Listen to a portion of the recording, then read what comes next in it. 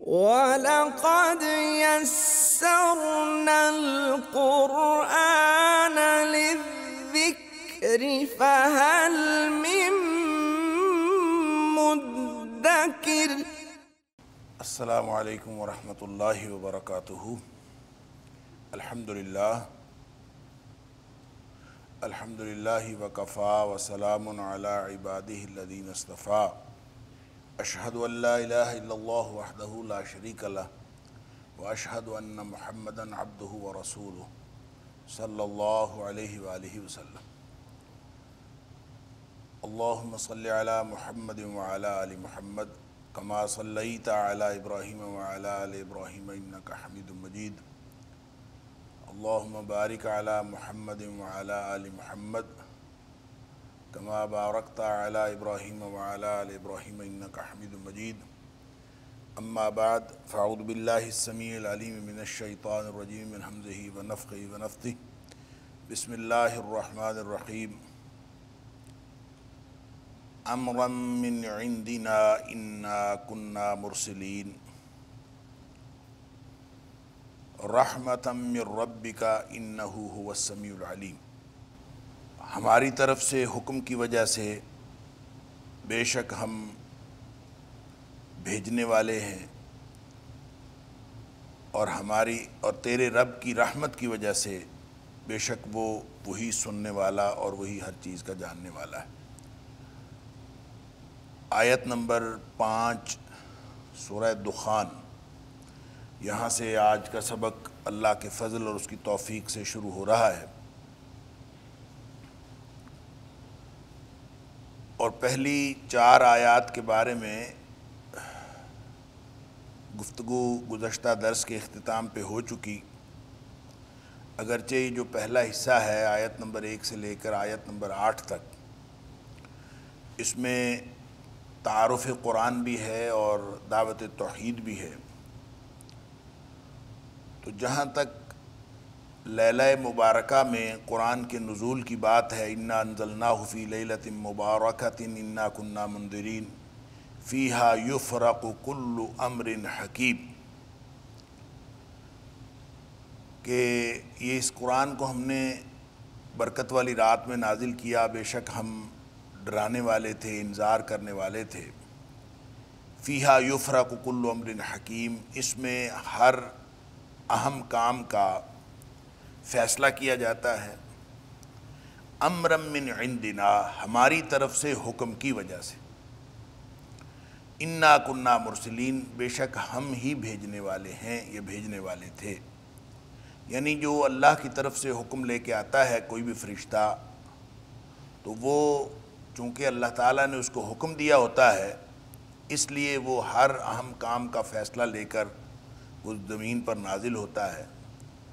اور پھر فرمایا رحمتا من ربک، تیرے رب کی رحمت کی وجہ سے۔ اب یہاں پہ یہ بھی کہا جا سکتا تھا کہ رحمتا من اللہ یا رحمتا من الرب، یہ کہا جا سکتا تھا، تو رحمتا من الرب من ربک، یہ جو کہنا ہے یہ گویا نبی اکرم صلی اللہ علیہ وآلہ وسلم کی علو شان کے لیے ہے، کہ نبی کریم صلی اللہ علیہ وآلہ وسلم کو یہ بتایا جا رہا ہے کہ اے حبیب صلی اللہ علیہ وسلم، تیرے رب کی طرف سے رحمت کے سبب انہ هو السمیع العلیم، بے شک وہ وہی ہے سننے والا اور وہی ہے جاننے والا۔ گویا قرآن کا نزول یا فیصلوں کا نزول وہ اللہ کے حکم سے ہوتا ہے اور اللہ کی رحمت سے ہوتا ہے۔ جو بھی دنیا میں کچھ ہو رہا ہوتا ہے، ہر چیز اللہ کے حکم سے اور اللہ کی رحمت سے وہ ترتیب پا رہی ہوتی ہے۔ اب یہاں تو اتنی بات فرما دی رحمتا من ربک، تیرے رب کی رحمت کے سبب انہ هو السمیع العلیم، بے شک وہ وہی ہے سننے والا اور وہی ہے جاننے والا۔ رب السماوات والارض وما بینہما ان کنتم موقنین، زمین و آسمان کا رب، رب السماوات والارض، آسمان کا بھی رب ہے اور زمین کا بھی، وما بینہما، اور اس کے درمیان، زمین و آسمان کے درمیان جو کوئی چیزیں ہیں ان سب کا بھی رب ہے۔ گویا نبی اکرم صلی اللہ علیہ وآلہ وسلم کو ایک صرف شان دینے کے لیے یہ فرمایا رحمتا من ربک، کہ تیرے رب کی رحمت کے سبب ہے، وگرنہ رب جو ہے وہ صرف تیرا رب تو نہیں ہے، وہ رب تو آسمانوں کا بھی رب ہے، وہ رب زمینوں کا بھی رب ہے، اور درمیان میں جو کچھ ہے زمین و آسمان کے درمیان میں اس کا بھی رب ہے۔ ان کنتم موقنین، اگر تم یقین کرنے والے ہو، یہ جو بات ہے ان کنتم موقنین، یہ ارشاد ہے، یہ خطاب ہے مشرکین کے لیے، کہ وہ مشرکین جو اللہ کو اپنا رب مانتے تھے، اللہ کو زمین و آسمان کا خالق مانتے تھے، زمین و آسمان کا رب بھی مانتے تھے، اور سورج چاند جس کے کنٹرول میں ہے وہ بھی مانتے تھے کہ وہ اللہ ہی ہے، اور ہر چیز کا پیچھے سورہ زخرف کے اندر بھی بیان ہو گیا، اور مختلف صورتوں میں اللہ کریم نے یہ ان کا عقیدہ بیان فرمایا ہے کہ وہ کہتے ہیں کہ ہر چیز جو ہے وہ اللہ ہی کے اختیار میں ہے، اللہ ہی پیدا کرنے والا ہے۔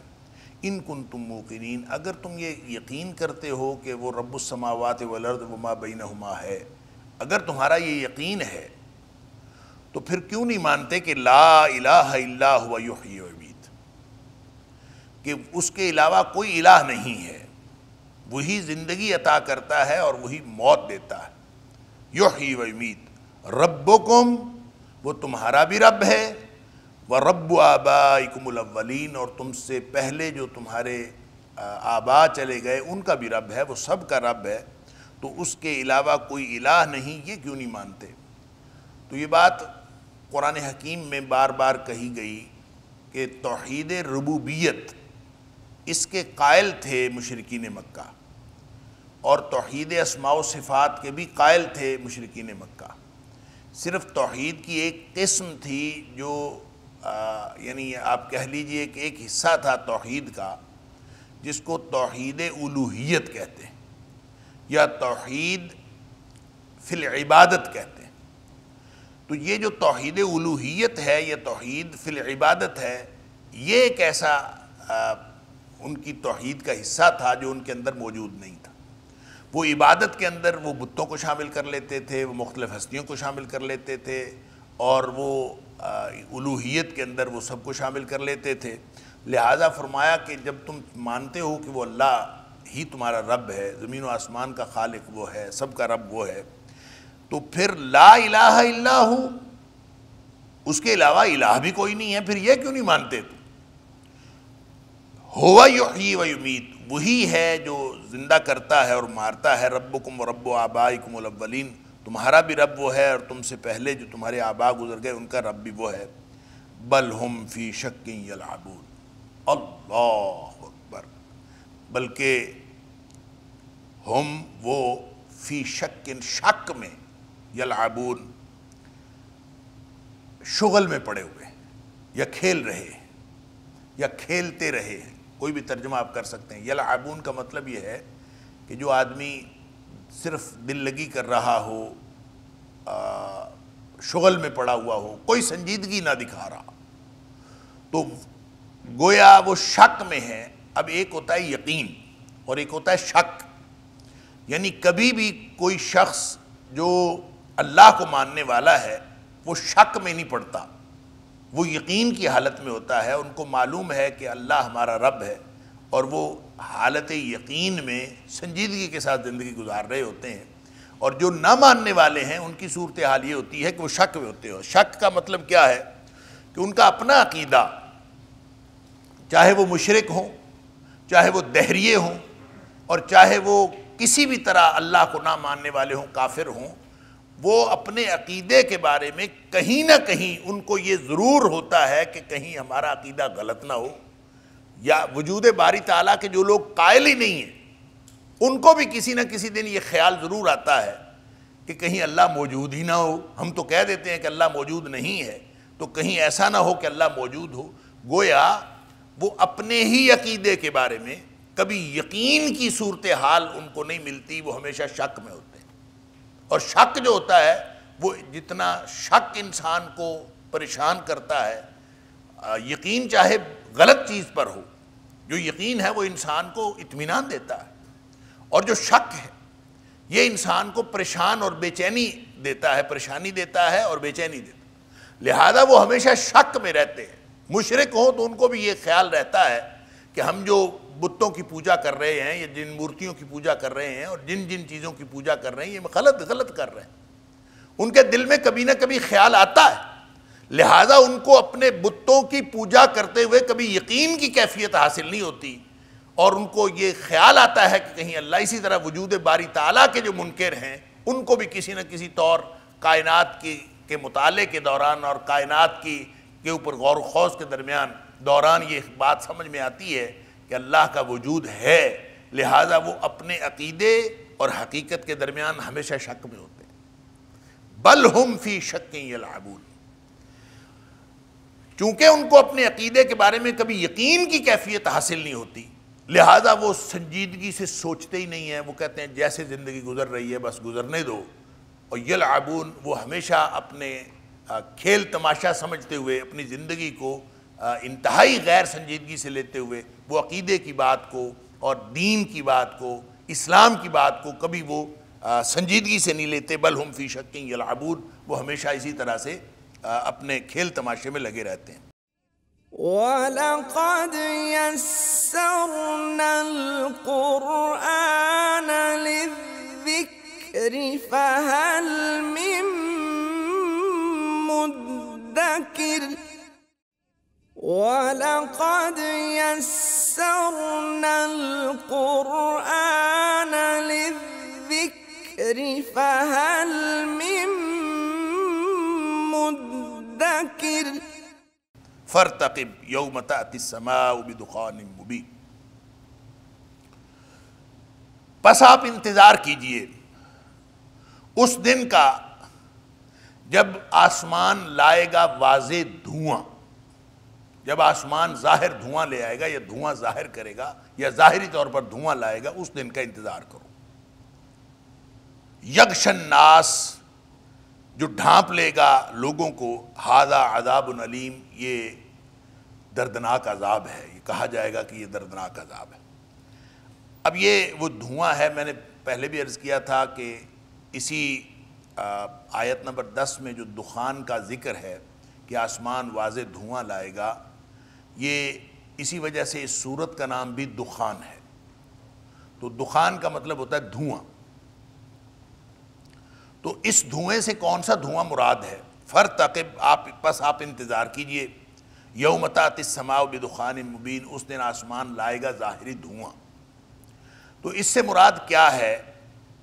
میں نے عرض کیا تھا اس سے 3 قسم کے دھوئیں مراد ہیں۔ مفسرین نے 3 قسم کے دھوئیں مراد لیے ہیں۔ ایک تو روایت ہے ابو ہریرہ رضی اللہ تعالیٰ عنہ کی طبقات ابن سعد کے اندر، اور یہ روایت ضعیف ہے، میں اس کو پہلے عرض کر دوں،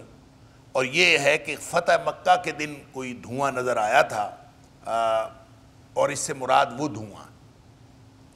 تو چونکہ یہ روایت ضعیف ہے لہذا اس کے اوپر تو اعتماد نہیں کیا جا سکتا۔ باقی جو 2 روایتیں ہیں وہ دونوں صحیح، ایک بخاری شریف کے اندر ہے اور ایک مسلم شریف کے اندر، بلکہ 2 مسلم شریف کے اندر، اور وہ دونوں صحیح، اور ان دونوں کی طرف مختلف مفسرین نے رجوع کیا ہے اور ان کو ترجیح بھی دی ہے۔ مثال کے طور پر حضرت عبداللہ بن مسعود رضی اللہ تعالیٰ عنہ کا قول ہے، یہ بخاری اور مسلم کے اندر بلکہ ترمذی کے اندر بھی موجود ہے، کہ جب نبی پاک صلی اللہ علیہ وآلہ وسلم مدینہ ہجرت فرما گئے تھے مکہ مکرمہ سے، تو نبی اکرم صلی اللہ علیہ وآلہ وسلم نے ایک بد دعا کی تھی مکہ والوں کے لیے کہ اللہ ان کو تو قحط میں مبتلا کر دے، اور اس طرح کی قحط میں مبتلا کر دے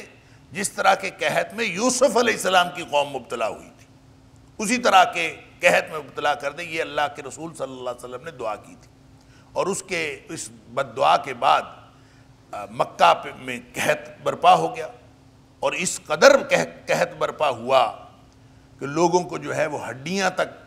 کھانا پڑیں، اور لوگ مردار کھانے پر مجبور ہو گئے اور کھالیں کھانے پر مجبور ہو گئے، اور اس قدر پریشانی ان کو ہوئی۔ اور اس طرح سے جب وہ آسمان کی طرف دیکھتے تھے تو ان کو آسمان کے درمیان میں، یعنی زمین اور آسمان کے درمیان، ان کو دھواں نظر آتا تھا، کیونکہ بھوک کی کیفیت ایسی تھی، قحط کی کیفیت ایسی تھی کہ ان کو دھواں نظر آتا تھا۔ تو اس سے مراد وہ دھواں ہے جو نبی کریم صلی اللہ علیہ وسلم کی بد دعا کے بعد قحط پڑا، اور قحط کی صورت میں جو ان کو آسمان کی طرف دیکھتے ہوئے دھواں نظر آتا تھا، اس سے مراد وہ دھواں ہے۔ اور میں نے عرض کیا کہ یہ بخاری شریف کے اندر بھی ہے، مسلم شریف کے اندر بھی یہ حدیث موجود ہے، ترمذی کے اندر بھی موجود ہے۔ حضرت عبداللہ بن مسعود رضی اللہ عنہ اس کے راوی، امام طبری رحمہ اللہ اور اس کے علاوہ جتنے بہت سارے مفسرین ہیں، انہوں نے اس کو ترجیح دی ہے کہ اس سے مراد وہی دھواں ہے، اور اس کی وجہ یہ ہے کہ جو آگے ربنا اکشف عنا العذاب انا مومنون، آگے جو آیت نمبر 12 ہے، وہ بھی اس کی تائید کرتی ہے کہ لوگوں نے پھر دعائیں کی کہ ہم سے عذاب جو ہے وہ ٹال دیا جائے، اور پھر اس روایت میں بھی ہے کہ، اور بعض دوسری روایات میں بھی، کہ ابو سفیان آیا نبی اکرم صلی اللہ علیہ وسلم کے پاس کفار کا نمائندہ بن کے، اور انہوں نے آ کے نبی کریم صلی اللہ علیہ وسلم سے درخواست کی کہ آپ اللہ سے دعا کریں کہ ہمارا یہ جو قحط کا عذاب ہے یہ ٹل جائے، اور یہ ٹل جائے گا انا مومنون، تو ہم سارے مومن بن جائیں گے۔ تو یہ انہوں نے یہ بات کی، اور اس کے بعد جو ہے یہ اگلی آیات جو ہیں، چونکہ اس طرح کا ذکر ہے لہٰذا لگتا یہ ہے کہ یہ روایت جو ہے وہ زیادہ صحیح ہے۔ دوسری ایک روایت جو مسلم شریف کے اندر موجود ہے، اس کے راوی حذیفہ بن اسید غفاری ہیں رضی اللہ تعالیٰ عنہ۔ وہ کہتے ہیں کہ یہ قیامت کی نشانی ہے، قیامت کی نشانیوں میں سے ایک نشانی ہے کہ دھواں نظر آئے گا، اور وہ قیامت کے قریب نظر آئے گا۔ اور انہوں نے نبی اکرم صلی اللہ علیہ وآلہ وسلم کی ایک حدیث جو ہے یہ بیان کی ہے حضرت حذیفہ بن اسید غفاری نے، کہ نبی اکرم صلی اللہ علیہ وآلہ وسلم نے فرمایا کہ قیامت اس وقت تک قائم نہیں ہوگی جب تک 10 نشانیاں پوری نہ ہو جائیں، اور جو وہ 10 نشانیاں ہیں اس میں دجال ہے، اس میں دابہ ہے جس نے ظاہر ہونا ہے، اور اس میں دھواں ہے کہ دھواں بھی اس میں ظاہر ہوگا۔ اسی طرح جو سورج کا مغرب سے طلوع ہونا ہے یہ بھی اس، اور نزول عیسیٰ علیہ السلام وہ بھی اس کی نشانی ہے، یاجوج ماجوج کا ظہور وہ بھی نشانی ہے، اور 3 خسف ہیں۔ نبی پاک صلی اللہ علیہ وسلم نے فرمایا زمین میں دھسا دیے جانے کے 3 واقعات ہوں گے، ایک مشرق میں ہوگا، ایک مغرب میں ہوگا، اور ایک جزیرہ عرب میں ہوگا۔ اللہ! اور پھر نبی پاک صلی اللہ علیہ وسلم نے فرمایا آخر میں ایک آگ ہوگی جو یمن کی طرف سے اٹھے گی آگ، اور لوگوں کو اکٹھا کر کے وہ حشر کے میدان میں اکٹھا کر دے گی۔ اچھا، اس میں دھوئیں کا ذکر ہے تو یہ فرتقب، پس انتظار کرو، یوم تأتی السماء بدخان مبین، جس دن آسمان ایک واضح دھواں لے کے آئے گا۔ تو اس کا مطلب یہ ہے کہ اس سے مراد وہ دھواں ہے جو قرب قیامت آنا ہے۔ اسی طرح ایک روایت ہے اس مسلم شریف میں ہی، حضرت ابو ہریرہ رضی اللہ تعالیٰ عنہ اس کے راوی ہیں، کہ نبی اکرم صلی اللہ علیہ وآلہ وسلم نے فرمایا کہ 6 باتیں قائم ہونے سے پہلے پہلے عمل کر، بادروا بالاعمال، یعنی آپ اپنے اعمال میں جلدی کر لو، 6 باتیں قائم ہونے سے پہلے پہلے۔ اور وہ 6 باتیں کون سی ہیں؟ اس میں پھر آپ نے فرمایا مغرب سے سورج کا طلوع ہونا، دھواں ایک جو قیامت کے قریب آئے گا، پھر دجال کا ظہور، پھر دابہ ایک جانور کا ظہور ہوگا، اسی طرح انفرادی عذاب اور ایک اجتماعی عذاب۔ نبی کریم صلی اللہ علیہ وسلم نے فرمایا کہ اس سے پہلے پہلے عمل جتنے کرنے ہیں کر لو، یہ بڑی نشانیاں آنے والی۔ اب یہ جو قرب قیامت کا دھواں مراد ہے، یا یہ وہ دھواں مراد ہے جو قریش کے اوپر چھایا قحط کی صورت میں ان کو دھواں نظر آتا تھا، وہ مراد ہے؟ تو اس میں امام طبری اور دیگر مفسرین نے ترجیح دی ہے کہ یہ قریش کے اوپر جو قحط کی وجہ سے دھواں چھایا تھا، اس سے مراد وہ دھواں ہے۔ اور امام ابن کثیر علیہ رحمہ اور کچھ مفسرین نے ترجیح دی ہے دوسری بات کو، کہ اس سے مراد جو قرب قیامت کا دھواں ہے جو ابھی قائم ہونا ہے۔ تو ان ساری روایات کو لکھنے کے بعد امام شوکانی علیہ رحمہ فتح القدیر کے اندر لکھتے ہیں کہ وہ کہتے ہیں کہ دونوں باتیں اپنی اپنی جگہ صحیح ہیں، یعنی جب نبی پاک صلی اللہ علیہ وسلم نے اس کے بارے میں بھی فرمایا اور ایک واقعہ جو ہے وہ رونما بھی ہو گیا، تو دونوں باتیں اپنی اپنی جگہ صحیح ہیں کہ قریش کو جب قحط کی صورتحال کا سامنا کرنا پڑا تو ان کو بھی دھواں آسمانوں میں نظر آتا تھا، یہ بات بھی اپنی جگہ درست ہے، اور قرب قیامت بھی دھواں نظر آئے گا، یہ بھی اپنی جگہ پہ درست ہے، اور اس دھوئیں سے مراد دونوں قسم کے دھوئیں ہیں۔ یغش الناس ھذا عذاب علیم، یہ لوگوں کو ڈھانپ لے گا، ھذا عذاب علیم، یہ ہے دردناک عذاب۔ ربنا اکشف عنا العذاب انا مومنون، اے ہمارے رب ہم سے عذاب کو دور کر دے، انا مومنون، بے شک ہم ایمان لانے والے ہیں۔ یہ گویا اگر یہ قحط والا دھواں ہے تو جو ابو سفیان اور ان کے ساتھی آئے نبی کریم صلی اللہ علیہ وسلم سے آ کے درخواست کی کہ یہ عذاب ہم سے دور کر دیں تو پھر ہم جو ہے مومن بن جائیں گے، یا پھر یہ قرب قیامت جو ہے، جب بھی قیامت کو کوئی عذاب ہوگا تو جو مجرمین ہیں وہ قیامت والے دن وہ اس بات کی تمنا تو کریں گے کہ عذاب ان سے ہٹا دیا جائے اور یہ واپس دنیا میں چلے جائیں، وہ تمنا تو کریں گے لیکن وہ عذاب ہٹے گا نہیں۔ تو دونوں باتیں اس سے مراد ہو سکتی ہیں۔ انا لہم الذکریٰ وقد جاءہم رسول مبین، کیسی نصیحت، کون سی نصیحت، انا لہم الذکریٰ، کون سی نصیحت ان کے لیے، وقد جاءہم رسول مبین، اور یقیناً آئے ہیں ان کے پاس اللہ کے رسول جو واضح نشانیاں لے کر، ایک واضح رسول ان کے اوپر نبی پاک صلی اللہ علیہ وسلم کی صورت میں آیا ہے۔ تو یہ اور کون سی نشانیاں ڈھونڈتے پھر رہے ہیں، وَأَنَّا لَهُمُ الذِّكْرَىٰ، کیسی نشانی، یعنی کس طرح کی نشانی کے یہ انتظار میں ہیں، کوئی دھوئیں کے انتظار میں ہیں، کوئی اللہ کی طرف سے جو قیامت کی نشانیاں آنی ہیں اس کے انتظار میں ہیں۔ حالانکہ اس سے بڑی نشانی کیا ہوگی کہ نبی اکرم صلی اللہ علیہ وآلہ وسلم جو ہیں وہ تشریف لا چکے ہیں، لہٰذا اگر کسی نے ایمان لانا ہو تو نبی اکرم صلی اللہ علیہ وآلہ وسلم کی تشریف آوری کے بعد کسی اور دوسری چیز کی یا کسی دوسری نشانی کی ضرورت نہیں۔ ثم تولوا عنہ وقالوا معلم مجنون، پھر وہ اس سے پھر گئے، یعنی باوجود اس بات کے کہ ان کے اوپر قحط آیا اور ان کو دھواں آسمانوں میں نظر آنے لگا، ان کو کھانے پینے کی کوئی چیز نہ ملی، پھر نبی پاک صلی اللہ علیہ وسلم سے دعا کروائی اور دعا کروانے کے بعد وہ عذاب ٹل گیا۔ ثم تولوا عنہ، پھر یہ اپنے وعدے سے مکر گئے، اس سے پھر گئے۔ وقالوا معلم مجنون، اور نبی اکرم صلی اللہ علیہ وآلہ وسلم کے بارے میں انہوں نے مختلف قسم کے ٹائٹل دینے شروع کر دیے، اور نبی کریم صلی اللہ علیہ وآلہ وسلم کے بارے میں انہوں نے کہا کہ ایک سکھایا ہوا دیوانہ، نعوذ باللہ من ذالک، معلم مجنون۔ اب یہ جو بات اللہ کریم نے یہاں فرمائی ہے، یہ بڑی گویا جو جتنی مزاحمت ہے کفار مکہ کی طرف سے،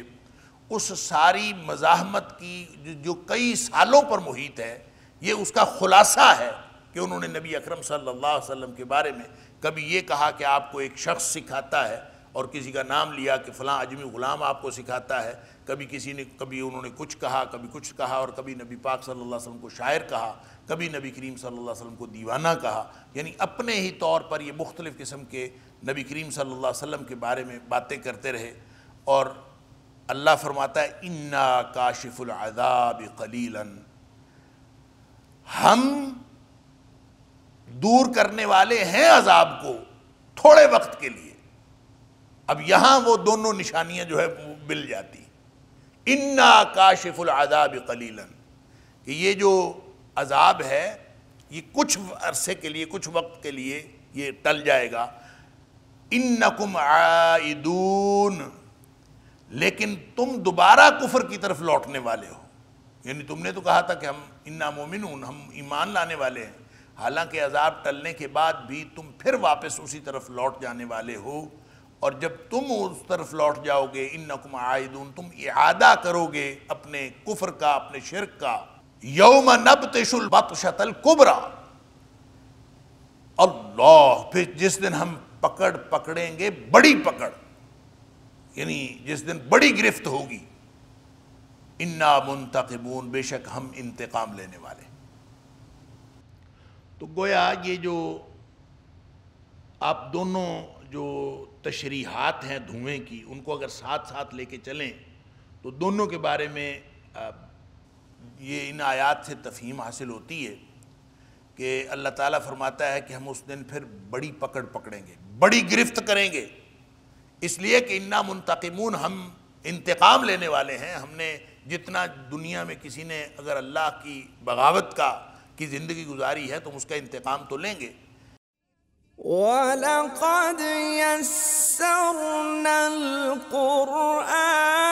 لِلذِّكْرِ فَهَلْ مِن مُّدَّكِرٍ وَلَقَدْ يَسَّرْنَا الْقُرْآنَ لِلذِّكْرِ فَهَلْ مِن مُّدَّكِرٍ۔ اور دوسرا یہ ہے کہ اگر یہ قحط والا دھواں ہو تو اس سے مراد یہ ہوگا کہ ایک دن تو اللہ تعالیٰ نے اس عذاب کو کچھ وقت کے لیے ٹال دیا، انکم عائدون، تم نے پھر وہی حرکتیں کیں، اور یوم نبطش البطشۃ الکبریٰ انا منتقمون، تو پھر ہم بڑی پکڑ پکڑیں گے۔ تو اس بڑی پکڑ سے اس صورت میں جو مفسرین نے مراد لیا ہے وہ غزوہ بدر مراد لیا، یعنی بڑی پکڑ پکڑیں گے کہ یہ یعنی جو بدر ہوا اور غزوہ بدر کے دوران ان کو جو ایک عذاب سہنا پڑا اور ایک شکست کا اور پھر بہت سارے جو ان کی ہلاکتیں ہیں ان کا عذاب سہنا پڑا، اس سے مراد وہ بدر کی پکڑ ہے، بدر کی گرفت۔ تو یہ دنیاوی گرفت اگر اس سے مراد ہو تو بدر کی گرفت ہے، نہیں تو پھر آخرت میں اللہ تعالیٰ جو بڑا عذاب ان کو دے گا اس سے مراد وہ بڑا عذاب ہوگا، اور اللہ تعالیٰ فرماتا ہے انا منتقمون، ہم بدلہ لینے والے ہیں۔ ایسا نہیں ہوتا کہ ہم دنیا میں کسی نے اللہ کے ساتھ بغاوت کی زندگی گزاری ہو تو ہم اس سے بدلہ نہ لیں۔ وَلَقَدْ فَتَنَّا قَبْلَهُمْ قَوْمَ فِرْعَوْنَ وَجَاءَهُمْ رَسُولٌ كَرِيمٌ۔ اب ظاہر ہے کہ جب لوگ چھوٹے چھوٹے عذاب سے بات نہیں مانتے تو پھر اللہ تعالیٰ پھر بڑا عذاب دکھا دیتا ہے، جیسے قرآن نے کہا وَلَنُذِيقَنَّهُم مِّنَ الْعَذَابِ الْأَدْنَىٰ دُونَ الْعَذَابِ الْأَكْبَرِ لَعَلَّهُمْ يَرْجِعُونَ۔ ہم بڑے عذاب سے پہلے چھوٹے چھوٹے عذاب دکھاتے ہیں، تو اگر چھوٹے عذاب سے لوگ واپس آ جائیں تو لعلہم یرجعون، ان کو واپسی کا موقع ملتا رہتا ہے۔ جب واپسی نہیں ہوتی اور لوگ اسی طرح بار بار اللہ کی نافرمانی کرتے ہیں اور اللہ اور اس کے رسول صلی اللہ علیہ وسلم کی نافرمانی کرتے ہیں اور اللہ کی بغاوت کا رویہ رکھتے ہیں تو پھر اللہ تعالیٰ بڑی پکڑ لیتا ہے۔ اللہ پھر اللہ نے مثال کے طور پر فرمایا وَلَقَدْ فَتَنَّا قَبْلَهُمْ قَوْمَ فِرْعَوْنَ، پہلے اور یقیناً ہم نے آزمائش کی تھی اس سے پہلے قوم فرعون، فرعون کی قوم کو، وَجَاءَهُمْ رَسُولٌ كَرِيمٌ، اور ان کے پاس عزت والا رسول آیا تھا، ایک بڑی ہی عزت والا رسول ان کے پاس آیا تھا، یعنی موسیٰ علیہ السلام ان کے پاس آئے تھے، اور یہ ان کی بھی آزمائش تھی اور وہ اپنی آزمائش میں وہ ناکام رہے۔ ان ادو الی عباد اللہ، یہ کہ میرے بندوں کو ہمارے سپرد کر دو، ہمارے حوالے کر دو۔ ان ادو الی عباد اللہ، میرے اللہ کے بندوں کو میرے حوالے کر دو۔ انی لکم رسول امین، میں تمہارے طرف ایک امانت دار رسول ہوں، لہذا اللہ کے بندے جو ہیں وہ میرے حوالے کر دو۔ کیا مطلب؟ یہ اب وہ پوری کہانی ہے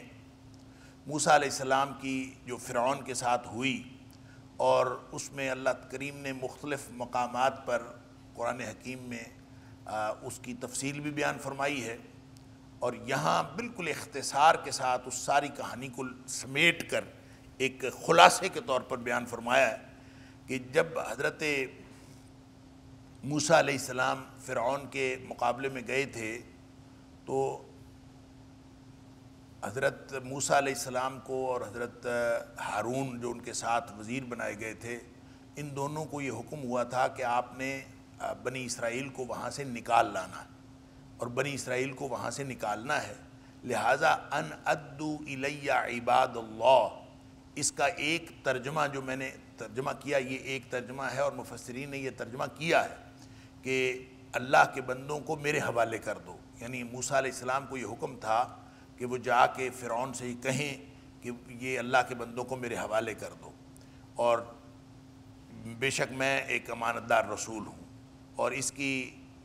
اس تفسیر کی وضاحت مختلف مقامات سے ہوتی ہے قرآن حکیم کے۔ مثال کے طور پر سورہ طٰہٰ کے اندر فرمایا فَأْتِيَاهُ، پس تم دونوں اس کے پاس جاؤ، فَقُولَا، اور جا کے ان کو دونوں کہو اِنَّا رَسُولَا رَبِّكَ، ہم دونوں جو ہیں اللہ کے رسول ہیں، اور فَأَرْسِلْ مَعَنَا بَنِي إِسْرَائِيلَ وَلَا تُعَذِّبْهُمْ، بنی اسرائیل ہمارے ساتھ بھیج دو، بنی اسرائیل کو ہمارے ساتھ بھیج دو، اور ان کو سزائیں نہ دو، ان کے اوپر جو مختلف قسم کے عذاب مسلط کیے ہوئے وہ عذاب نہ کرو، ان کو ہمارے ساتھ بھیج دو۔ تو یہ جو ان ارسل معنا بنی اسرائیل ہے کہ ہمارے ساتھ بنی اسرائیل کو بھیج دو، وَأَدُّوا إِلَيَّ عِبَادَ اللَّهِ، جب ہم اس کا ترجمہ یہ کرتے ہیں کہ اللہ کے بندوں کو میرے حوالے کر دیں، تو یہ گویا مختلف آیات جو ہیں وہ اس کی وضاحت کرتی ہیں کہ واقعتاً حضرت موسیٰ علیہ السلام کا جو مشن تھا وہ صرف یہ نہیں تھا کہ جا کے فرعون کو دین کی دعوت دیں، تو دین کی دعوت دینا بھی مشن تھا، اور ساتھ ہی ساتھ بنی اسرائیل کو اس کے ظلم سے نجات دلانا بھی ان کا مشن تھا۔ لہٰذا اللہ کے بندے میرے حوالے کر دیں، یہ اس کا ترجمہ، ایک ترجمہ جو ہے اس کا یہ بنتا ہے۔ دوسرا ترجمہ یہ بنتا ہے کہ یہ عباد اللہ جو ہے، عباد اللہ، اس سے پہلے جو یا بطور حرف ندا جو ہے وہ محذوف ہے، اور یہ کہا جا رہا ہے ان ادو الیہ، کہ تم میری طرف جھک پڑو، میری طرف آ جاؤ، یا عباد اللہ، یہ اصل میں یہاں پہ یا تھا، اور جو درمیان میں یعنی جس کو حذف کر دیا گیا ہے، تو یہ عباد اللہ، دال کی جو زبر ہے وہ یہ بتا رہی ہے کہ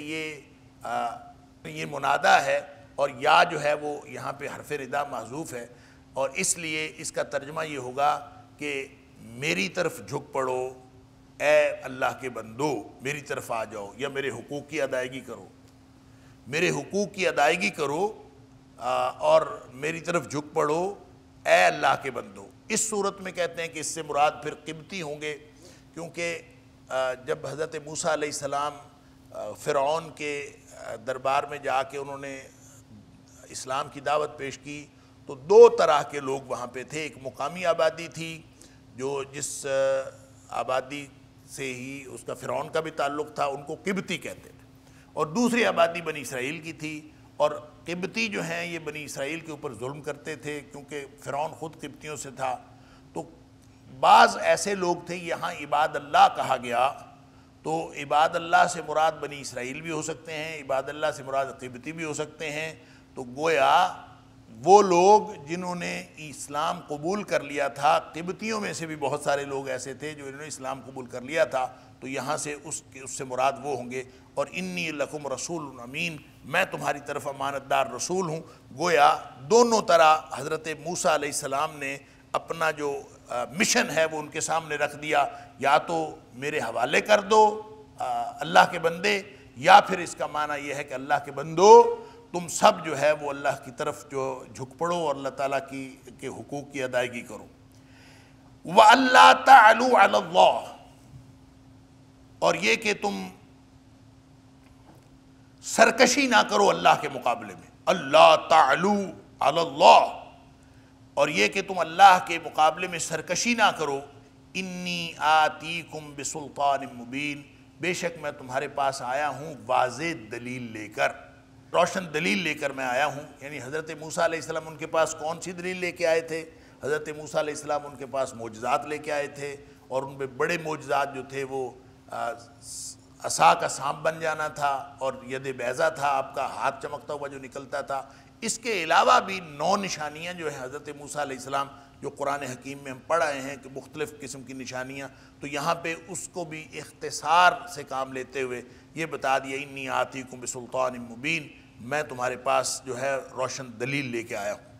اور ان سارے دلائل کو ایک گویا اکٹھا کر کے ایک روشن دلیل کہہ دیا گیا۔ وَإِنِّي عُذْتُ بِرَبِّي وَرَبِّكُمْ أَن تَرْجُمُونِ، اور میں اپنے رب سے اپنے رب کی پناہ پکڑتا ہوں۔ وَإِنِّي عُذْتُ، میں پناہ میں آتا ہوں یا پناہ پکڑتا ہوں، بِرَبِّي، اپنے رب کی، وَرَبِّكُمْ، اور تمہارے رب کی، ان ترجمون، اس بات سے پناہ پکڑتا ہوں کہ تم مجھے رجم کرو، کیونکہ فرعونیوں نے حضرت موسیٰ علیہ السلام کا ایک وقت میں قتل کا فتویٰ جاری کر دیا تھا اور انہیں طے کر دیا تھا کہ ان کو قتل کرنا ہے. اور سورہ مومن کے اندر ہم پڑھ آئے ہیں، اور جو مرد مومن تھا آل فرعون کا جس نے تقریر کی تھی، اور اللہ تعالیٰ نے اس کی پوری تقریر جو ہے وہ سورہ مومن کے اندر جو ہے وہ درج کر دی ہے، اور قیامت تک کے لیے وہ تقریر پڑھی جاتی رہے گی. اور وہ مومن تھا، اور اس نے کہا، اور اس نے یہ کہا تھا کہ ایک شخص یعنی صرف اس لیے قتل کرتے ہو کہ وہ کہتا ہے کہ اللہ میرا رب ہے، یعنی کیا قصور ہے حضرت موسیٰ علیہ السلام کو، ان کو کیوں قتل کرتے ہو؟ تو جب انہوں نے قتل کا گویا فتویٰ جاری کر دیا تھا، حکم جاری کر دیا تھا کہ ان کو قتل کر دینا ہے، اس موقع پر وَإِنِّي عُذْتُ بِرَبِّي وَرَبِّكُمْ أَن تَرْجُمُونَ، حضرت موسیٰ علیہ السلام نے کہا کہ میں اپنے رب کی پناہ میں آتا ہوں، اپنے رب کی پناہ پکڑتا ہوں، اور تمہارے رب کی، ان ترجمون، یہ کہ تم میرا رجم کرو، مجھے سنسار کرو. وَإِن لَّمْ تُؤْمِنُوا لِي فَاعْتَزِلُونِ، اور اگر تم میرے اوپر ایمان نہیں رکھتے تو نہ رکھو، مجھے چھوڑ تو دو. وَإِن لَّمْ تُؤْمِنُوا لِي، اگر تم میرے اوپر ایمان نہیں رکھتے، میری بات نہیں مانتے، نہ مانو، فَاعْتَزِلُونَ، مجھے چھوڑ تو دو، مجھے الگ کر دو. یعنی میرا تمہارے ساتھ کوئی معاملہ نہیں ہے، تم اگر میری بات مانتے ہو تو مانو، نہیں مانتے تو مجھے الگ کر دو، کم از کم مجھے قتل کرنا یا مجھے کوئی تکلیف پہنچانا یہ تو نہ کرو.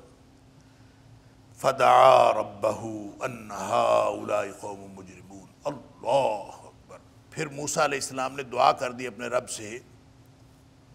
کہ یہ جو قوم ہے یہ قوم مجرمون، یہ مجرموں کی قوم ہے. اچھا، یہ حضرت موسیٰ علیہ السلام نے جب دعا کی، بالکل اس دعا کی طرح ہے جیسے حضرت نوح علیہ السلام نے دعا کر دی تھی اپنی قوم کے لیے. جب حضرت نوح علیہ السلام نے دعا کی تھی 950 سال تبلیغ کے بعد، تو اس کی وجہ بھی یہ ہے کہ حضرت نوح علیہ السلام کو بتا دیا گیا تھا کہ اب مزید یہ مومن کوئی نہیں ہونے، تو مزید ان میں سے کسی نے ایمان نہیں لانا. تو حضرت نوح علیہ السلام نے دعا کر دی کہ پھر یا اللہ تو ان کے اوپر کوئی عذاب بھیج دے اور ان کا بیڑا غرق کر دے. تو اسی طرح حضرت موسیٰ علیہ السلام نے بھی جب یہ دیکھا کہ ان کے حالات یہ ہیں کہ وہ کوئی بات مانتے ہی نہیں ہیں، جیسے سورہ اعراف کے اندر فرمایا مَهْمَا تَأْتِنَا بِهِ مِنْ آیَةٍ لِتَسْحَرَنَا بِهَا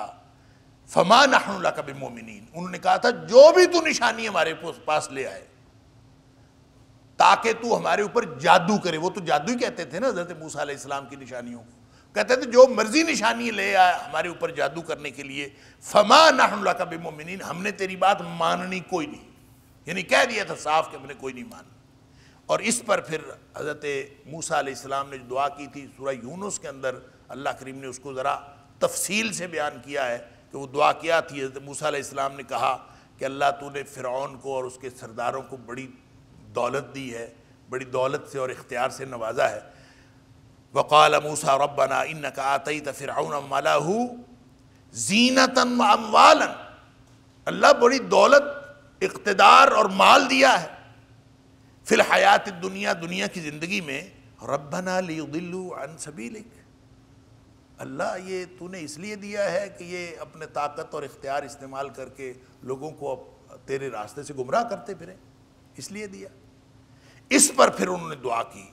ربنا اطمس علی اموالہم واشدد علی قلوبہم، اللہ ان کے مال جو ہیں مٹا دے، ختم کر دے. واشدد علی قلوبہم، اور ان کے دلوں کو سخت کر دے، اور اتنا سخت کر دے کہ فلا یؤمنوا حتی یروا العذاب العلیم، جب تک یہ عذاب علیم، دردناک عذاب نہ دیکھ لیں ان کو ایمان لانے کی توفیق ہی نہ ہو. یہ ایک بد دعا گویا جیسے حضرت نوح علیہ السلام نے بد دعا کی تھی اس طرح کی بد دعا تھی. اور یہاں اس کا خلاصہ اختصاریہ اللہ کریم نے بیان فرمایا ہے کہ فدعا ربہ ان ہؤلاء قوم مجرمون، انہوں نے اپنے رب سے دعا کر دی کہ یا اللہ یہ تو مجرموں کی قوم ہے.